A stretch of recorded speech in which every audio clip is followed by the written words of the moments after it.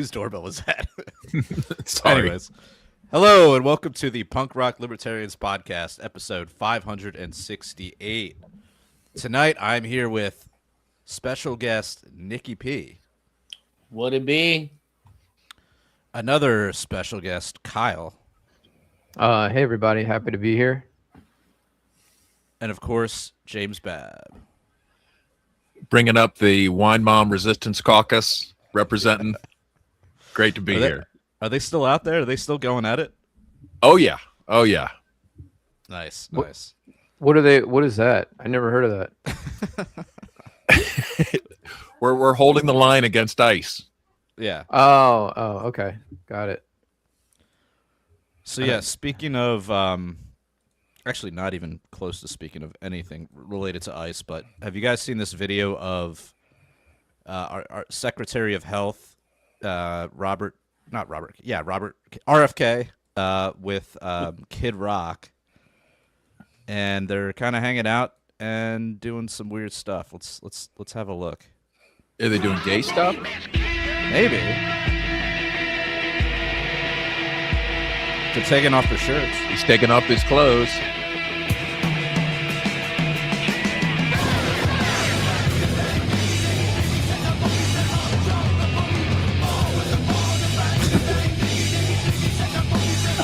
Staring at his crotch. Wow. I don't know if I can contain myself with all of this testosterone.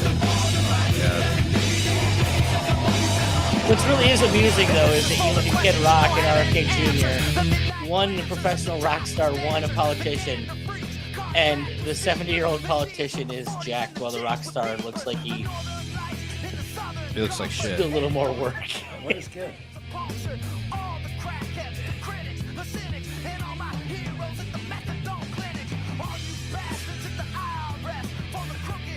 I Pickleball. always love about Kid Rock. Pickleball. At least that's age appropriate for RFK. Is this all at RFK's house, though? That's a pretty badass spot he's got at his house. It might I be love Kid that Rock's.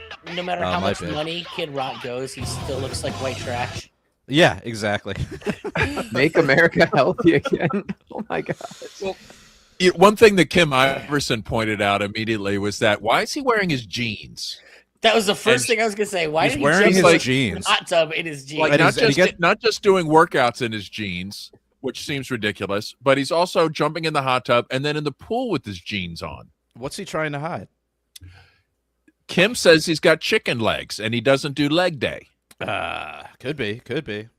I think that he knows whose name's really on that Epstein list, and that Kid Rock is on said list. And no way is he getting in the hot tub where, like, you know, he can be touched and groped at it. I'm just spitballing here. Maybe he doesn't want to reveal any identifying tattoos that the victims might mention. You know, like Well, maybe it could simply be he doesn't want to go full on thirst trap. You know, he's already got enough of the muscle out there. He doesn't need the whole hog to be showing too. Eric. I don't know. I mean, it's just, first of all, it's just, I mean, what do you guys think of, I mean, first of all, RFK Jr., right? Like, first thing that I want to know about this video is, what is this going to do to stop anti-Semitism? I don't understand. Yeah, wasn't that one of his prime health concerns? Was stopping anti-Semitism? Exactly. Like, I What didn't even happened know with he that? had any other concerns. I mean, he was concerned about the About gun-free zones at Porkfest? Yeah, he's definitely about disarmament, glyphosate. He wanted to. He's like that causes cancer. But now they're like expanding the use. You know, they're not like banning anything that's like toxic. They're introducing new chemicals. I don't know. I'm kind of torn because, like, first of all, I don't want his agency to actually do anything, right? Like, because the whole idea of having like a FDA or like the government telling people what to eat is just absurd at face value, right? Like, it's just ridiculous. But the country's food supply is pretty terrible. You know, so, you know, if they were to try to somebody in his role could try to undo some of that damage. Well, at the very least, they have done some corrective work with the food pyramid, that they actually flipped it the other way finally. So it's not telling you to eat 12 freaking servings of carbs every day.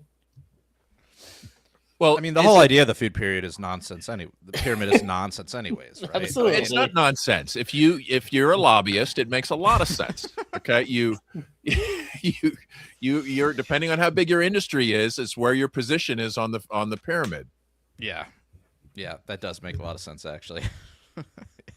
I mean, but he hasn't stopped any of the subsidies to any of the major producers out there, so and don't see that ending anytime soon, anyways. So.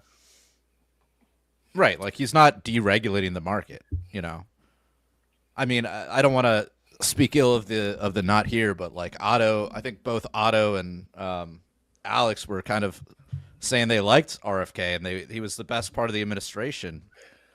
But everybody wants a hero, Jared. I want a hero too.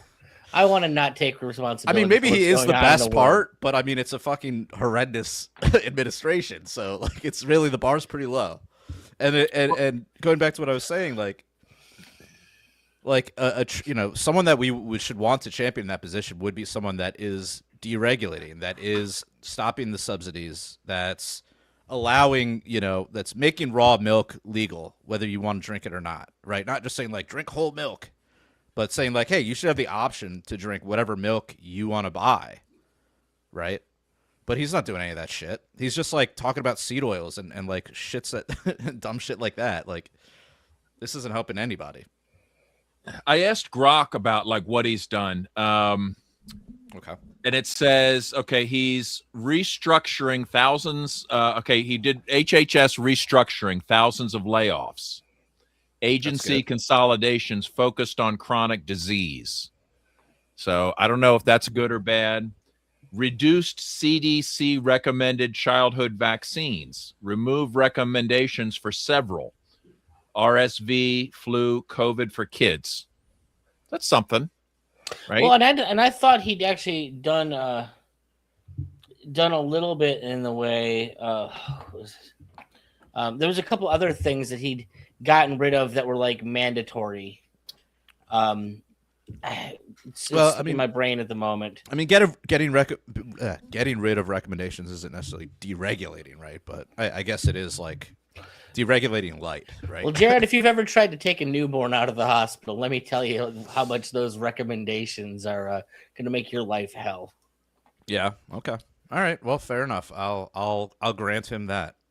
Have you guys I mean, know I'm not. Although right? I'm not against vaccines, but I'm against forcing people to have vaccines. Well, so we just wanted to slow the scale or slow the timeline of the vaccines, like not give them to her immediately, let her get 6 months old before we started them. Yeah. Oh, just put it this way: just asking to look at the schedule, see what the expectations are, and asking what do we need to do now and what can we put off for a little bit. Mm-hmm. You're flagged immediately as one of those parents. Yeah, they had like a stream of like upper doctors to come in and talk to us about what a big mistake was, just asking the questions. I've had another friend who they like basically showed him, we're dialing CPS if you don't do this. I believe it. So I mean, we kind of got lucky and like they browbeat us, but they didn't make us do it. A good friend of mine had far more dangerous circumstances for his family when he just asked the questions. No, that's horrible. But well, I mean, that's what a lot of what Spike Cohen does, is dealing with people that are in those types of situations where the hospital thinks it knows better and you're going to do what it does. Or right. Or people are falsely accused of abuse when it was actually like a condition the child had. Yeah. Hey, we went and sought a second opinion at a different doctor who agrees with us. Well, too bad. Your kid's now in CPS for the next 100 years because fuck you. That's why you disagreed with a doctor. Yeah. One of those people in the lab coats that know everything.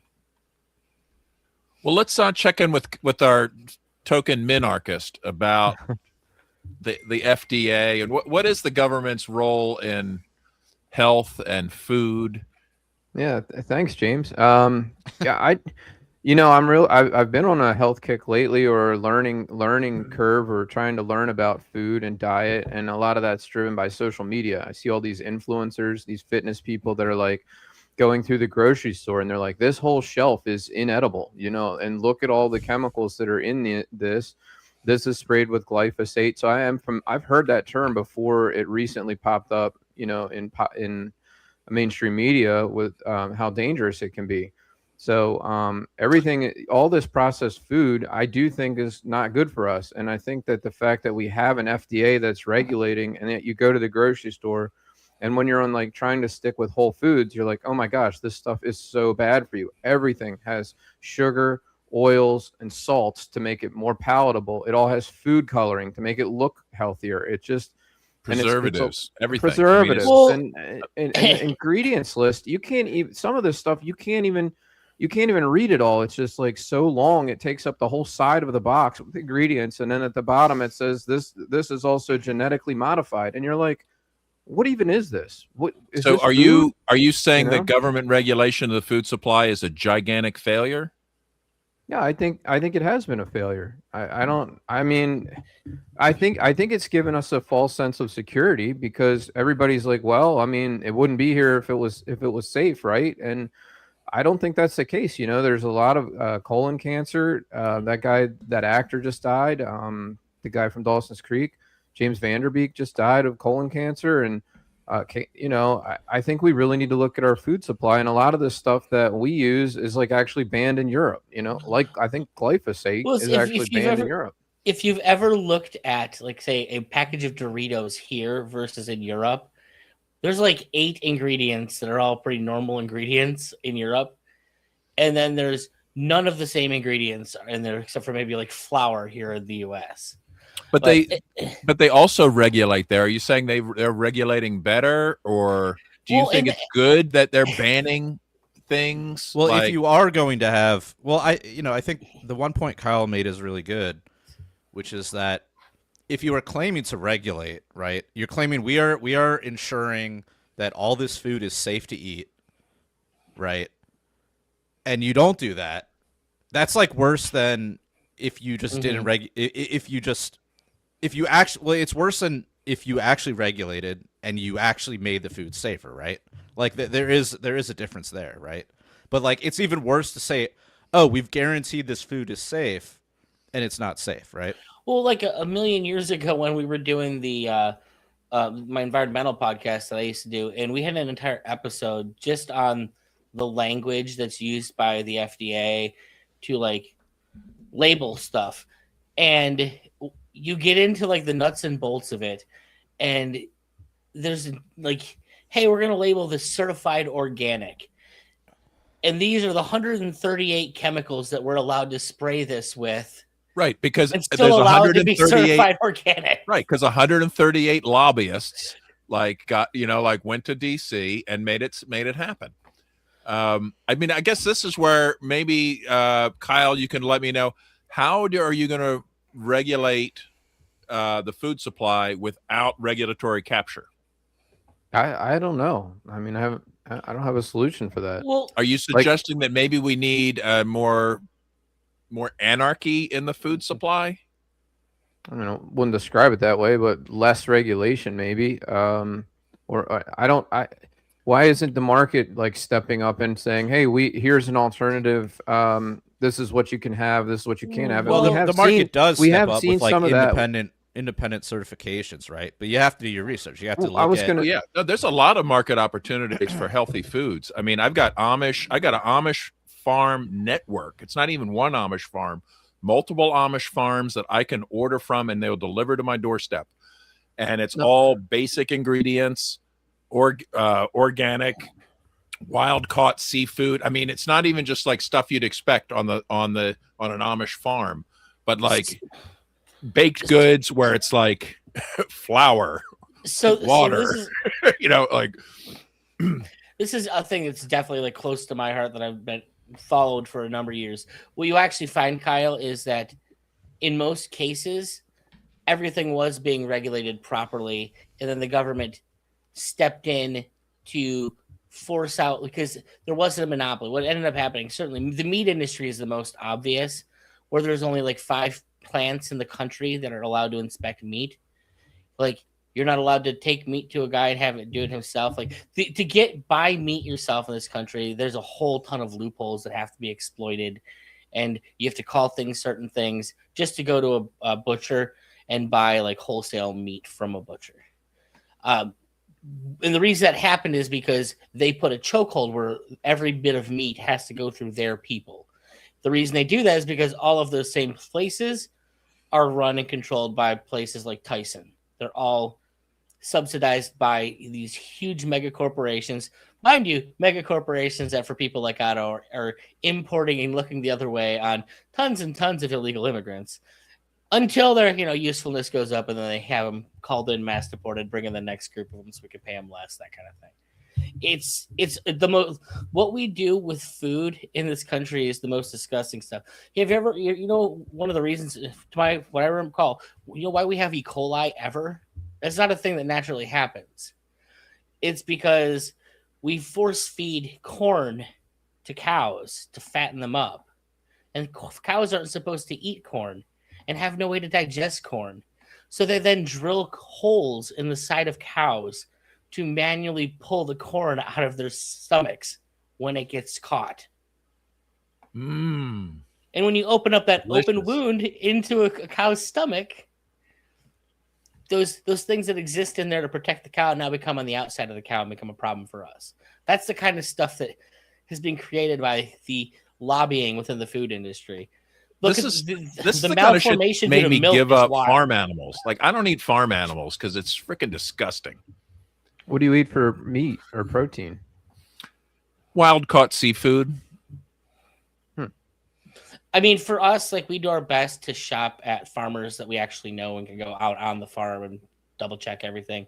Like, they're doing things. Now, granted, I will be the first to tell you it's pretty expensive when you go out and buy your first half a cow.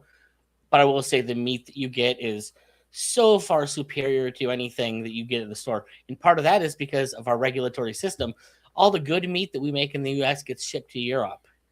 And most of what we get is shipped in from Brazil or China. Like, all of our pork goes to China and then gets shipped back to us. And all of our beef comes from horribly emaciated cows down in Brazil. All the good Texas meat gets shipped over to England. Next customer. It is one of those things. Every industry that you drill in on, you're like, well, this is all screwed up, right? I mean, I feel like every time we start to dive into something, it's like we find corruption, we find regulatory capture, we find unhealthy stuff or whatever it is. Like, I don't know. It's hard to, and that's why some of us are so negative all the time, because it's like, the more you learn, the more depressed you become. That, like, okay, I can't even eat anything. None of this food is safe. Like, I used a knife and scraped off like the wax coat off an apple the other day. I bought like a shiny red apple. Well, and then I think a video. Some of that's overblown.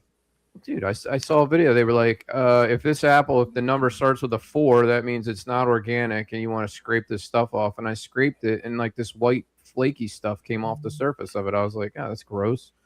Well, but while you're saying that, like, Massey has brought the Prime Act up at every Congress meeting they've had. Tries to pass it every cycle, and it gets kicked out immediately, because the last thing people want to do is to let human beings have any control over the system. That happens. Good God. Well, this is where I think libertarians really have to, like, start rattling the cage and say, like, first of all, if you're trusting the government to tell you what to eat, you're a stupid idiot. Okay. Like, just just abandon that concept. Right. And now you can be objective. Right now, now it's up to you. No. There we go. Rose up in the middle of his big point. Middle of a good rant. I was going to clip that later too. Oh, sorry. Okay. Am I back? You're back. Yeah, you're back. Okay. All right. It's up to libertarians to just let people know, like, if you're trusting the government to tell you what to eat, you're a stupid idiot. Like, this is like, just abandon that concept. Now it's up to you to figure out what's safe. Now you have to know. Now you have to pick. yeah, it's more work. You have to be able to go through the grocery store. You have to be able to find sources that you recommend for nutritional advice that you find sound. Find Well, that Amish farmer. Find the local, the organic. You know, even if you're just buying organic at Whole Foods, like, yeah, it's corrupt, but I at least go for the better if I can. I And think that's great advice, but I mean, Ooh. the reality is on a mass scale, it's just not going to happen because most people just Actually, don't give a fuck. it's Most already people, happening on the mass scale. Actually, because I'm tied into these circles, there's the Rogue Food Conference that happens every single year. There's actual food churches being formed across the country where people will buy their food wholesale or go in every week. And essentially, it's like if you're not a member, you don't get to participate. You don't get to come into the building, and it's a lot of people have been getting around federal regulations. They'll, hey, we show up these 100 people, no, we that's all buy our great. meat, and there's a lot of it. Is where I'm getting at. Okay, I mean, And the thing is thousands of people or millions of people. Millions. Okay. but Like, I mean, there's let's face it. organizations. Even if it's a minority, right? Like libertarians are a minority, but it's Well, up but to this us is to lead and to point the way to the others to say, like, look, guys, this shit is broken. Do not trust them. You have to do your own research. You have to self and be prepared. I mean, let's remember during COVID how they shut down our access to grocery stores. You know, if you weren't compliant, like we need to. The food supply is so critical. But the problem we have, like, say these food recommendations, the food pyramid, right? Now, libertarian would look at me like, well, who cares? Why do I don't give the slightest hoot what the FDA and the associated lobbyists are telling me to eat? However, these recommendations are being followed by, for instance, school lunch people. Okay. Now, I don't want government schools to exist either, but the kids that are trapped in there are innocent, and they're being fed based on these guidelines. So, you know, it's like I don't want these kids to be fed garbage, even if I want them to get out of that prison. But you know, I want to like take this these full things do circle have on an it impact. here. We started this whole thing talking about a hilarious video with RFK and Kid Rock.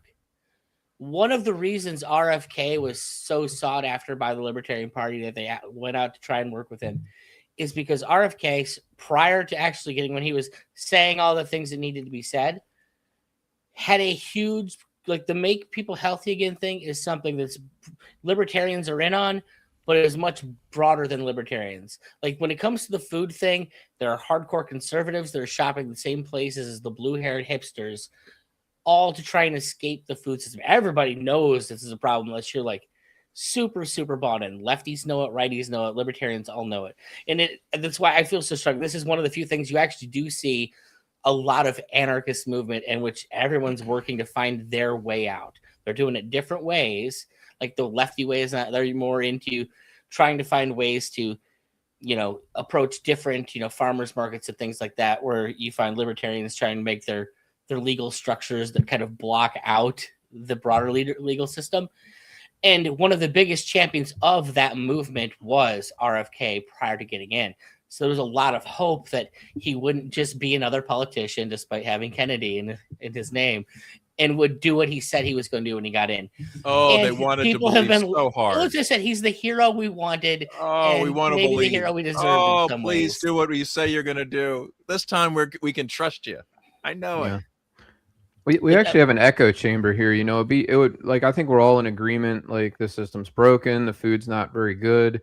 But it'd be interesting if we had like a contrarian opinion on here, like somebody that like worked for Tyson or worked for General Mills, or somebody that was just like, I mean, I'll be a like contrary opinion, not directly contrary, but yeah, I mean, I think some of the things are overblown. But I can't help but agree that, like, regardless of where you stand on the, you know, the health level of our food system, you should have an option, right? You should have an option of what you want to buy.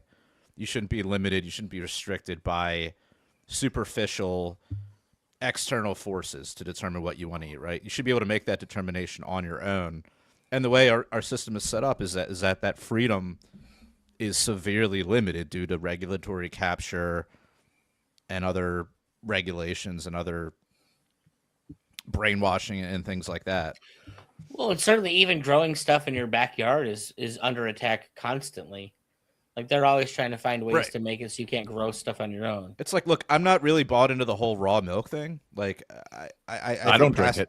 I think pasteurization is fine, but like, if you want to drink raw milk, I don't think you should have to like coordinate through these like underground fucking railroad systems to like. Yeah, if you want to snort glyphosate, I'm down with that too. Right. You know, like go for it. Well, for the record, there are actually some different. There are some things that you can do with raw milk that you can't necessarily do as easily with pasteurized milk. Like if you want to make your own cheese, much more difficult with regular milk. Right. We tend to make our own mozzarella or farmer's cheese, as it's called here in the house. So, but that's much more difficult if you take just standard store-bought milk. Do you garden, Nikki? Yeah. Do you have a garden? If you've never heard of me in my garden, that's surprising. But yes, we garden on our little plot here. It started out mostly in suitcases that I forged off the side of the road. It was actually on the Jack Spirko podcast talking about my garden once. Wait, you forged them off the side of the road? Yeah, when I was driving Uber Eats, I'd like be driving at night and people throw out their old luggage. Well, that luggage is usually about a foot deep, and you can put a foot of dirt in there, and now you've got a raised bed garden in your backyard. Because I rent property, I'm not going to leave. So you don't want to thousands of dollars of dirt that I paid for on somebody else's land. When I leave, I can zip them up. Now we've since upgraded. Now I'm using like big wooden crates that I get somewhere else, and also have some steel boxes that I've found that are a little bit deeper even than the luggage, more rugged, less apt to the elements. So when you move, you can take your soil with you. Absolutely. All that money and stuff that I've sunk into my dirt and getting it better for growing goes with me. I'm not leaving that for them. Fuck that. Yeah. You need your own land, it sounds like. I think so too. We're working on it, James. I promise you guys. Like the big thing we're doing different this year is we're actually moving to bought some trees and vines and more bushes. We're working on getting more blueberries, more grapes. Got some kiwis we're trying out this year, and some date trees. How big is the plot you have? Super, super tiny. And like most of how we've grown stuff to this point is you just like stack it vertical. They're not stacked, but I have grown a lot of tomatoes. Yeah. And I have 6-foot trellises with like roof that go over the entirety of my backyard, basically. Nice. And so the density of what we grow back there is pretty high. What kind of property is it? Is it like a townhouse? I live in a house with a 25 by 20 foot backyard in the middle of like Cleveland. Okay, interesting. I'm just trying to visualize it. That's all. Wait, I'm putting the chicken coop out there in a couple months. Legally, we're allowed to have up to 4 chickens in our backyard by Cleveland regulations. Nice. We'll see how many we end up with. Legally, you're making me feel bad for not doing all that in my backyard. I mean, I have like a small plot for my vegetables, but I could probably fit like 100 times more. What's the penalty for chicken number 5? I have no idea, and I don't expect them to find chicken number 5 when it happens. Oh, I'm sorry. That one's dinner. That one's not actually grown here, officer. Right. He's just back there biding time. That's just a wild bird that landed back there. We don't know anything about it. Whatever it is. The foxes got him. Yeah. Jared, you garden too? It's been. I didn't do it last year, but the year before I did. I just like it, just a little like 4 foot by 4 foot plot. What are you growing? I had tomatoes or grape tomatoes, cherry tomatoes, jalapenos, some herbs. I did a squash once. I think it took over the whole fucking plot though. God, I wish I could get squash to grow so dude, bad. Dude, it grew fucking massive. I cannot get any cucumbers. Like surprisingly, the fucking soil here is like super fertile in the city. Like it's just like, at least where I'm at, it's like super fertile. Like I put down some compost, like some leaf grow. But beyond that, it's like it's technically a raised bed, but it's not raised that much, so I'm like digging into the actual ground and planting shit. So like I don't know, I've been able to never had a problem really growing shit except for like peppers, like actual like bell peppers are kind of tough. My pepper plants are hoping to be doing a 3rd year. They're down in my basement right now, waiting to get put back outside. Nice. I had a bad experience. I had a bad experience with gardening. Let's hear it. Oh, yeah, I think I knew your experience. It resulted in a felony, but I was really good at it. Well, you can. Hey, in Maryland, you can do that legally now. maybe I'll add a few of those plants this year. What are you allowed to grow in Maryland? Like 5 I plants? think you could have like 5 or 6 plants, something like that, for personal use. Is it dependent on the number of people in the household? Like I know in New York, it actually might be like rules, 2. Yeah, the rules like 3 plants per person of age in the household. Let me ask Chat GPT here. You guys can talk while I'm doing that. So do you not garden, Kyle? You seem like the kind of guy that would garden. No, I'm slightly interested. Like, I don't know. But I kind of have a lot of hobbies already, so not really looking to add another hobby. I was thinking about this snow and ice that we have. It just took like a month and a half for this ice to melt. And I was like, man, if I actually did have any plants like a garden, it probably would have killed whatever was in there being buried under ice for a month and a half. Not at all. Depends. No. First off, when you do gardening, you learn your zone and what you can grow when. And honestly, it grows in wintry weather. Lettuce, cabbages, like the leafy greens grow in winter weather. So you'll put them out in like the fall, and they'll start popping up usually when it's just about when the ice starts melting. But nature's pretty smart, dude. It knows when it's ready to pop up versus not. Right. Where do I get glyphosate? Well, glyphosate's a whole. That's if you live near a cornfield owned by Monsanto, and they're trying to buy your land out from under you. That's when you find glyphosate. Got it. I heard it was for like wheat or something like that. I don't know. All right. So the law in Maryland is you can have up to 2 cannabis plants per household for personal use. Oh, that sucks. Yeah. Fuck that. So I think when I was growing, I had 12, and they were very healthy. Were they for personal use? Yeah. Well, what else would it be for professional use? I mean, like selling, distribution. No, like how big do these things get? I mean, in movies, I feel like in the movies, growingyourgreens.com. It's YouTube. No, like you mean a pot plant? Yeah, like I think mine were about 10 feet tall. 10 feet tall, yeah. 4 or 6 feet wide. Big. Yeah, that's huge. How wide are yours? I use the craziest organic soil, manure, bone meal, blood meal. The soil was so rich. Well, was it carnivorous? My god! That's what? How many years ago was that, James? What's that? How many years ago is that? I'm curious.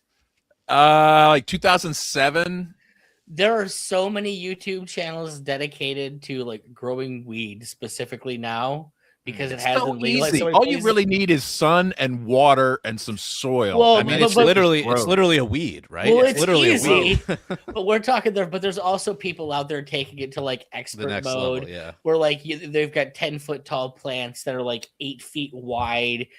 So compact. Like, how does any of this even get sunlight enough to grow? That sounds like work, though. Like to me, I had them in like very large, like potted plant, like planters, pot. Yeah.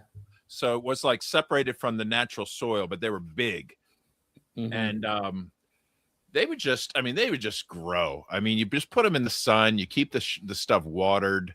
And it just like nature does the rest. My biggest problem were like grubs. I mean, most people if you're really growing weed, you're growing it inside under lights and climate control. I just wanted to be outside and just let it do your weed plant. Yeah, like watching them grow. It's very satisfying. I can't believe your neighbors ratted you out, man. What the fuck? It was my own stupidity. I have no one else to blame but myself. Were you giving it out as Christmas gifts? It's great barter currency, just like, yeah, just I've trade had some friends up in New York that they give it away for Christmas gifts and use it for barter when needed. Maybe like somebody stops over at the house, they don't leave with less than an ounce, like fuck it. Maybe I'll try just growing a fucking weed plant this year. Do it. Yeah, well, I mean, I don't even really smoke weed anymore. But it's the same reason, like you don't grow your own tomatoes. Like, why bother? You just go to the store now. You just go and buy it. Well, if you've ever tasted those homegrown tomatoes, that is why. But yeah, Store-bought tomatoes are just not that good. I mean, you pop a good fresh grown tomato straight off the vine, and there's something else. And I mean, I don't know. My garden now, it's probably not to the level of other gardens, but like I didn't have to put that much effort into it. No, You know, not at all. It's really kind of like get it going, check on it. You know, maybe trim some stuff up, make sure shit's not getting crazy. Most of the work I put into mine was strictly because we have so little space. Right. Like I had to find ways to get more density in a small area. If I had huge fields to grow shit, I wouldn't have done that much work. Right. Just walk out there, pick the stuff, cut a leaf every now and then. But because we're trying to keep our big thing we always struggle with is keeping the plants getting enough airflow because everything's in such a concise space. Yeah. All right. Do you want to hit some of these topics, Jared? No, I want to keep talking about gardens, bro. No, I was going to say. For the record, there's no freedom without food freedom. Food is the ultimate control of a people. Absolutely. This is the foundation of government control is control of the food supply. Well, anybody who controls the food rules. And if you control your own food, then you rule yourself. I have often gotten into huge fights with my ANCAP friends over how stupid they are for not using their property for gardening. Like, if you know anything historically about why people have yards, it's because that's how princes used to show off their wealth. They're like, look at how rich I am. I can leave my land fallow and still get what I need and, come out with everything. Mostly because I'm robbing it from you. Yeah. And the idea that this day and age, like, oh, well, separation of labor. Okay, if you don't want to do the labor, hire some dude to go out and take advantage of that money thing that you could be growing in your backyard and making more value. Lease your backyard. Oh, dude, there's like tons of YouTube channels. I can just go to Wegmans way. or Whole Foods, and I can just browse these vegetables better than anything I'd ever grow. Well, I mean, you could, at a fraction of the cost of what I could grow them for. Except for we just had an entire episode about how they're not because they're being regulated in such ways as to make them not, James. That was the whole point. I get it. So you want to control your food, but like this is where we need a free market because some people want to grow their own. Some people want to go to the store. Some people are really concerned about like certain ingredients. Some people want the cheapest thing. Some, like everybody has a different set of values and deserves their own representation. That's what I'm saying. Yeah. Like, that's why I'm not for banning anything. I'm just for like allowing people to just buy what the fuck they want to buy and like let the market figure out what it should produce, which is going to be I'm with you, some healthy food and some like shitty food, right? And I'm with you 100%. But yet, if they end up banning some of these like ingredients that I know are just horribly toxic and hurting people, I'm not going to shed a tear. I'm not going to go fight for their freedom. However, it's just it's kind of like, well, we have government bridges. Are we against government bridge repair? Right? Like we're stuck in this statist paradigm, right? So we can say like, okay, just allow anything, right? Okay, but let me throw some. What we need are these institutions. Well, hold on. I don't want to be on food the whole time. To Kyle's point, so I know, but what we do need are the institutions that would replace and be market driven. Yes. So, like, I'm interested in organic. I want to be able to go to an independent organization that tests food, that independently verifies claims, that gives us sort of a seal of approval, and it's expensive, but I know it's the best. Right? And those do exist. Part of the problem you get with that is it used to be certified organic, used to be independent, and then the government started having its regulations for what that meant. And they kind of routinely take natural was a word that was used for a while. Like you could get into everything gets bastardized. Well, and this thing, everything gets overtaken by the government and loses all meaning, unfortunately. But this is where it just requires a free market to just keep churning. You know what I mean? And they do. And because some people are going to care about their food quality, it might be 1%. It might be 99%. I don't know. Right? I think more people would be interested if they had the choices, but not everybody's interested. Well, and I think that to kind of end on this, maybe, I think you guys, like maybe you and Jared, in the way that you're talking, you see less of how much freedom is being forced out there because you are pretty content with the food system in many ways. You're not looking to go too far out of your way. But for those of the people that are looking, and I think it's a lot bigger than 1%, those people are finding and creating their options. So the free market is being forced by the people. It's, I guess, that is the anarchist thing, is where they're finding ways to do it any way they can. To Markets will route around damage. Status jujitsu if they have to, in the words of Jack Spirko. Nice. All right, Kyle, was there a topic you wanted to pivot to? There's so many, but one interesting thing was in our county, I guess the federal government leased some office space. They were going to put they're thinking that ICE was going to use it, and the county like sprung into action and all of a sudden tried to block this lease because they're like, well, we don't want any detention centers in our county. And then I think this was just an administrative office, but the interesting thing for me was the picture that the news showed looked, I don't know if it was the building that I actually work in, but it looked exactly like the building that I work in. So I was like, you work for ICE? No, but I work in an office that's like, it has a ton of vacancies because many offices have a lot of vacancies. Oh, so ICE was going to be your neighbor. I think they might have been. I think so. I'm like, you're like smoking back with that. I was zooming in on the picture. I'm like, honestly, is that my building? Is that my bobblehead on the window? Yeah. I don't know. I just thought it was funny, but I don't know. Oh, that'd be a great opportunity for some really awesome stuff to happen. I just, well, we have Democrat controlled legislature and executive, and they just, they were not happy about an ICE presence in the county. So I just thought that was an interesting story, but I don't have much more to say about it other than that. Can I ask a question? I'm a big media guy, and this thing that's been on my mind that I haven't really been able to talk to anybody about that would probably share the irony with me. Any of you guys watch the TV show The Rookie? No. I'm a big Nathan Fillion fan, and the show started, I think, 2020, and I think its big thing, it was one of the first crime shows, and it's very procedural kind of thing, that used body cam footage, and there's lots of body cam footage in the show. But it is the most insane piece of propaganda. Like, me and my wife started watching it recently because we wanted a new show to watch, and we finished the last one, we're on to the next one. Like, we're like maybe 10 episodes deep in this thing, and I had to call my little brother, who's a cop, and ask him, like, Lance, how the hell many shootouts do you tend to get into in the average day of police work?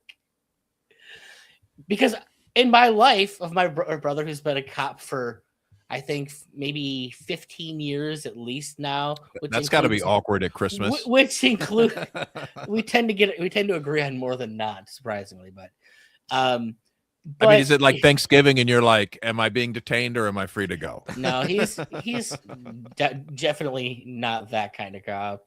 He's still a cop. So we've taught the daughter, or don't trust him if he's in uniform. Don't talk to him. Do you get a special pass to get out of tickets and stuff by being a relative of a cop? He lives in Las Vegas, so I don't see him that often in that regard. But doesn't it? I thought they give you like a thing to put on your license plate or like something in your wallet.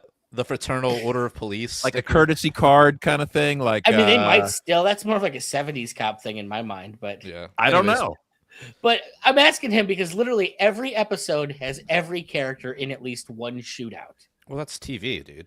That's not necessarily propaganda. It's just TV. so I'm just maybe, and I'm like, well, the thing is, I'm asking him, like, so we've never once talked about a shootout, and he did a stint working for like alcohol and firearms in Philadelphia proper. ATF? So it's like if he's the one that came after me, fuck that guy. Maybe I don't know. But the point being, it's like if anyone's going to get into shootouts, that's one of the places I expect, like one of the divisions I expect to happen. So like, Lance, is like this something that happens every day? And he's like, I don't think it's ever happened in 15 years of me being a cop. Like he's had things happen, but like not full on shootouts. And it's well, there was that noise violation that one time. Which It's what it's. I guess the thing why I say this gets to the level of propaganda is because most of these episodes you're following 4 separate characters, and they all have, I think it's 3 different story arcs in every episode, and in every one of those story arcs there is some shootout where someone gets basically someone in the precinct is being shot every day. It's not even like there are shootouts. It's like so what you're saying, it's propaganda to make us think that being a cop is more dangerous. Policing is the most dangerous job in the world, and you need to be thinking that these warriors in blue are the best people on earth. And well, I mean, anyone that's seen the them. statistics knows that it's like they're like, it's more dangerous to be like a nurse. It's more dangerous to be like.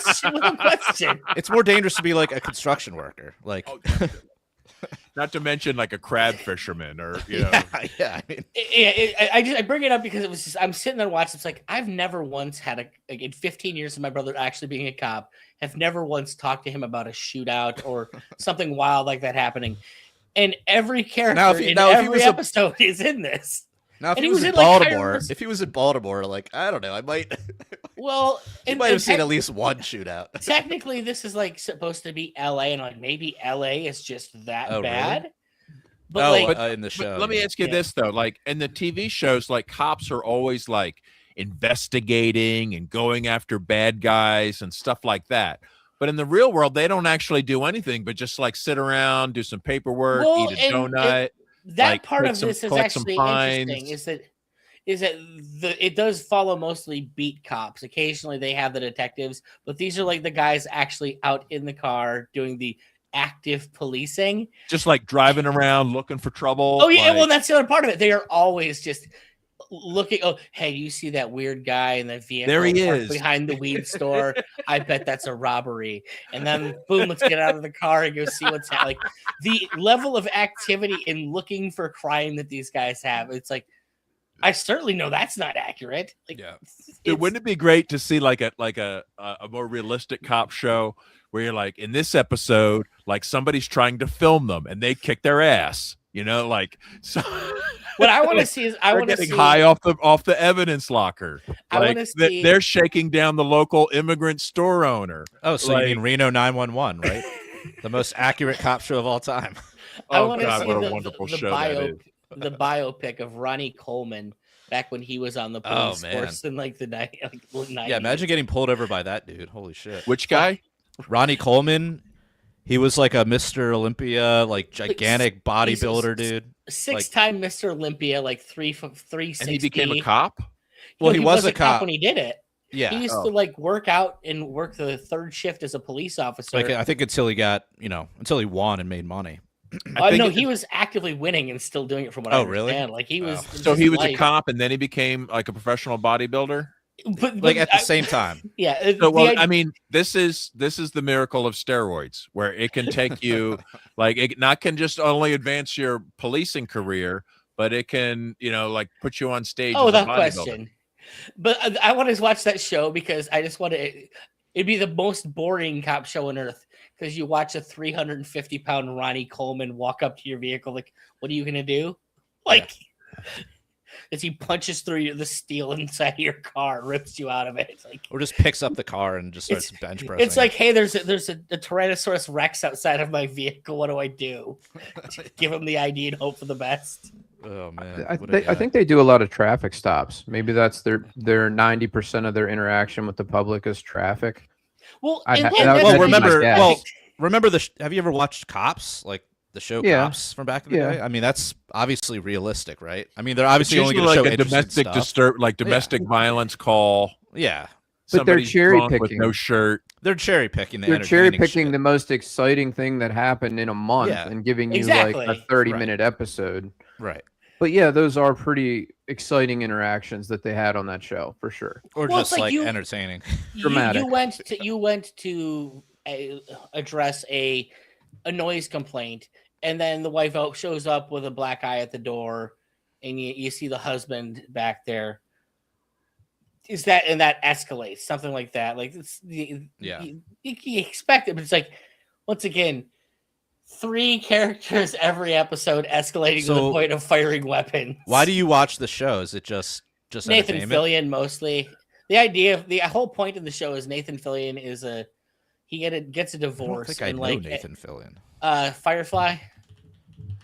Oh yeah, that's is more, he the captain? He's That's the more it's James. That's up James alley, right? It's called The Rookie because after his divorce and his kid goes to college, he's like sold his construction department, decides he wants to do something with his life different, and goes and becomes a rookie cop in his middle age.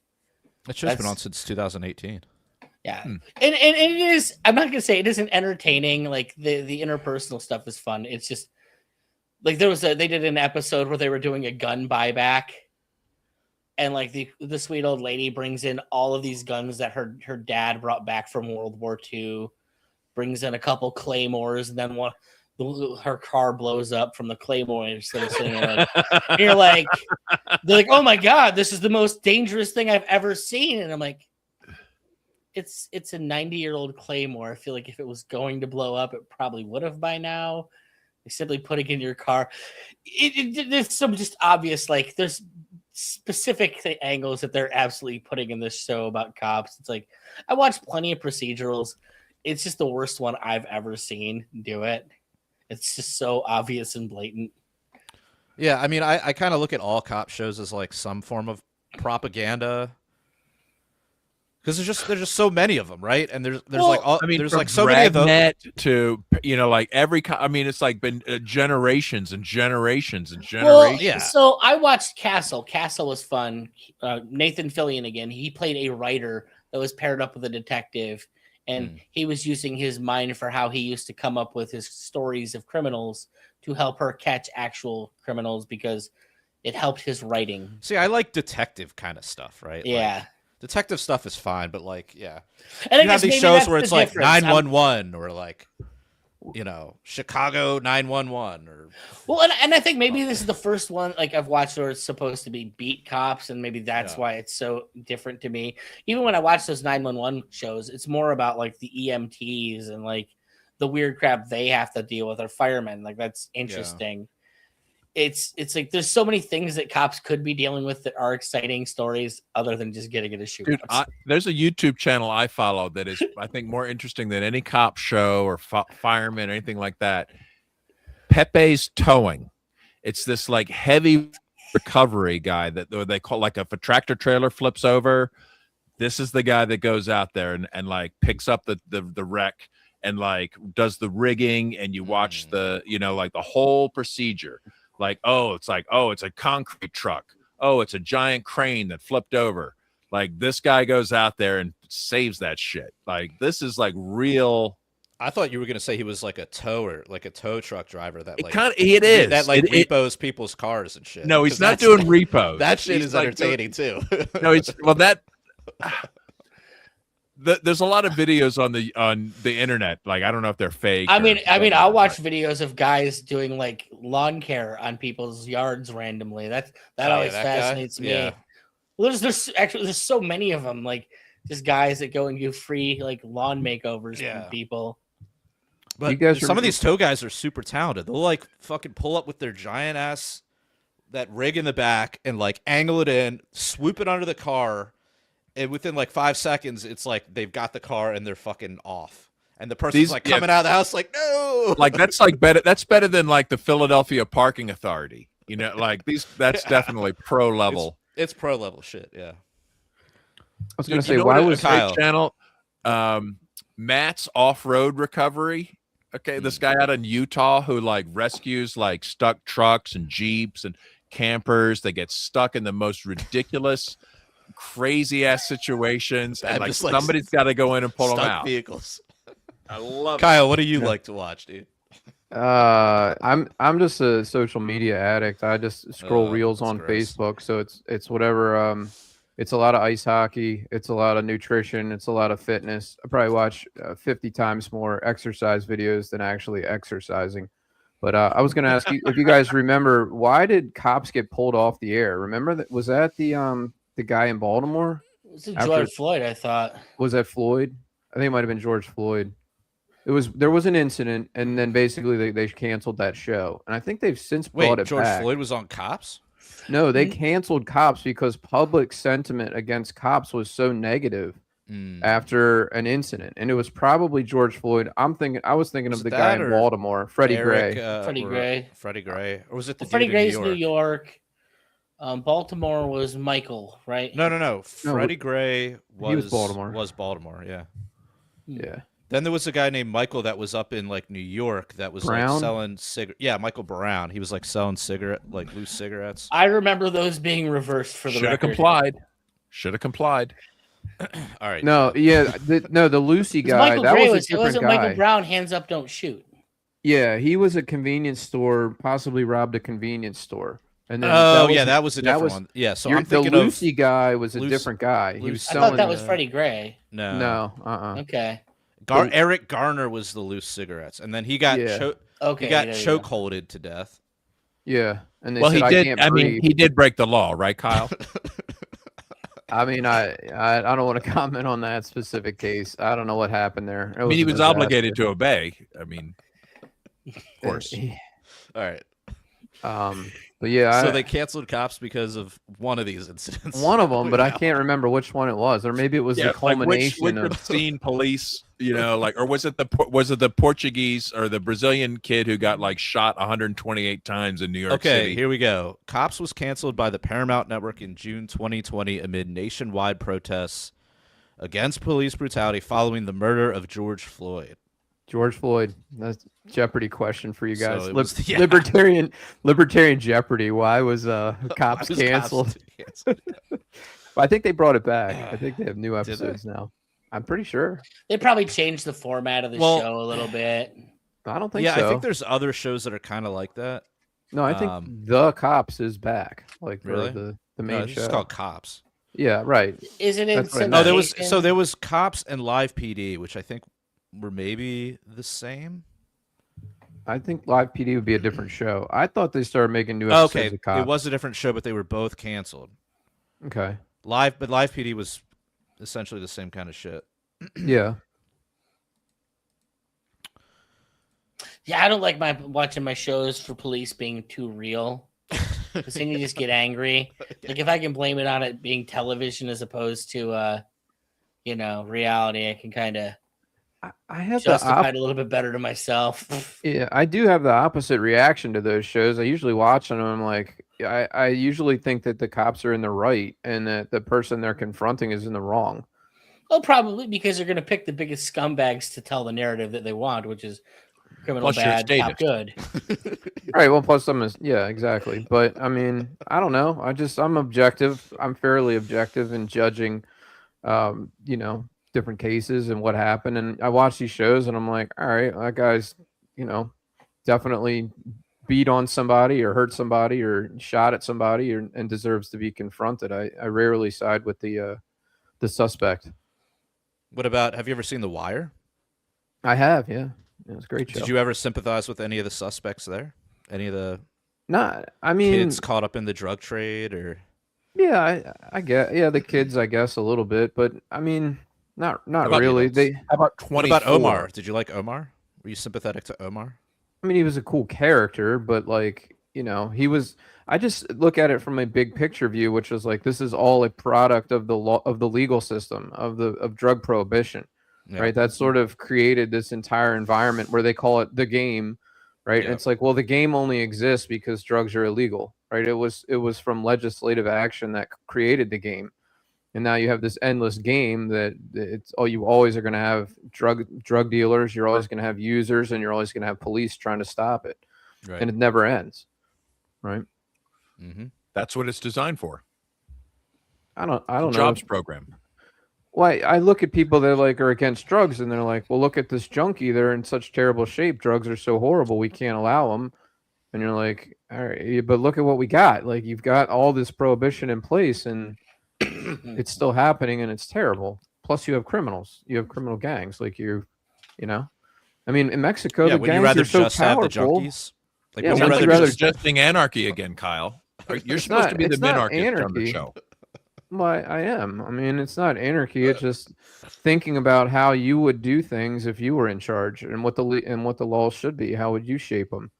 I mean, I would legalize recreational drugs. That's a very controversial opinion, not among libertarians, but among the general public. Like they were, oh, you legalize heroin and fentanyl, and I'm like, well, yeah, it's your body, you can make those choices.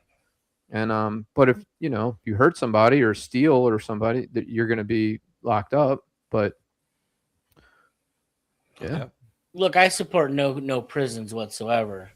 I support the people that would do harm being forced to provide safety for themselves and would willingly incarcerate to protect themselves. Like you kill somebody when their family comes after you for murder, you're not going to want that to happen. So the best thing is to take care of yourself, put yourself someplace safe. I know we're at an hour, but somebody made a post in my group recently about asylums. I guess it was Reagan that got rid of the asylums, and he was like, "Was that a big mistake?" Created the homeless crisis? Yeah, might have. You think so? What is it? Oh, without question, absolutely. The bottom line is there's some people who cannot take care of themselves. Period. You mean mental asylums? Yes. Yeah, they were. They had issues, but they seemed, they definitely needed reform, right? I mean, they were doing some kind of fucked up shit in there.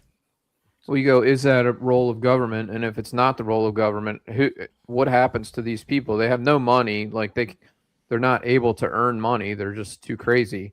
Well, you can certainly have private asylums, right? Well, who's going to pay for them, right? That's the question. Charity. It's charitable asylum. Everything was paid for by charity up until the 50s. Do you think it's something that needs to be paid for? It's hard for me to imagine that raising enough money to pay for people's full-time care. Like do you think it's important? The buildings, the staff. Do you think it's important? So much money. If you had a family member, I mean, is this, maybe you haven't been touched by somebody in that situation, but do you feel it's an important thing? I do. Well, then why wouldn't you expect people to voluntarily contribute to that? You're also thinking of this in a very narrow scope. So James is older than us, and not old enough when this would have been happening, but he might have remembered some of it. Most of like the charitable organizations, like the Eagles, the Elks, and all that shit, they had like private hospitals and institutions that they funded as they had their own insurance. Yeah, to take care of all this shit until it was made illegal by the government stepping in and doing their own shit and pushing them out of the market. Yeah, I just have concerns that that would raise enough money, James. I don't know if that would raise enough money to solve the problem. I mean, if it won't raise enough money voluntarily, you think it's better to just force people to pay for it? Like, I don't understand where that, like... Yeah. If it created enough of a problem, people fund it. And I guess that's what, the reason I'm saying this, Kyle, is because it actively existed. This isn't a pipe dream. This is how those systems existed for a long time and then were pushed out by the governmental systems. I mean, it's I don't know. So right now, why don't we have charitable mental institutions? Because nobody donates to charities because the government does it for them, so they believe.